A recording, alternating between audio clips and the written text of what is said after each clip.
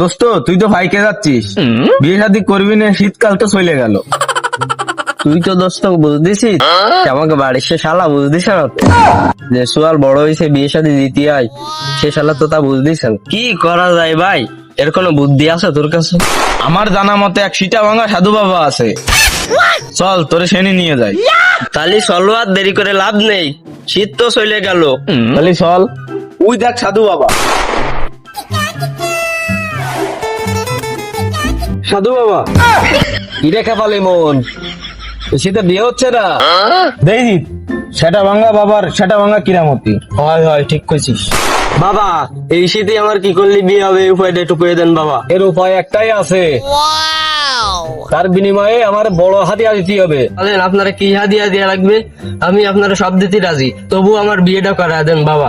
শোনো বৎস, এই কাজ করে দেওয়া যাবে, এর বিনিময়ে 1 প্যাকেট গোপাল বিড়ি লাগবে। লাগে 1000 টাকা নেন, তবু 1 প্যাকেট গোপাল বিড়ি দেওয়ার ক্ষমতা আমার নেই বাবা। না না না, এত বড় কঠিন কাজ করতে পারবো না 1 প্যাকেট গোপাল বিড়ি না দিলি। 2 বিঘা জমি বেশি 1 প্যাকেট গোপাল বিড়ি কিনে নিয়ে আসছি, তবুও আমার বিয়েটা করা দেন বাবা। শোন বৎস, বিড়ি আনার সময় মনে করে তোর বাবাকে সাথে করে নিয়ে আসবি। এবং সাধু বাবা, তাহলে ঠিক আছে, আমি আমার বাপরে নিয়ে আসতেছি। ডারে কইলাম সেই সকালবেলা কটা পাতা ভাঙ্গে দিচ্ছি, তা সে আন্ন খোঁজ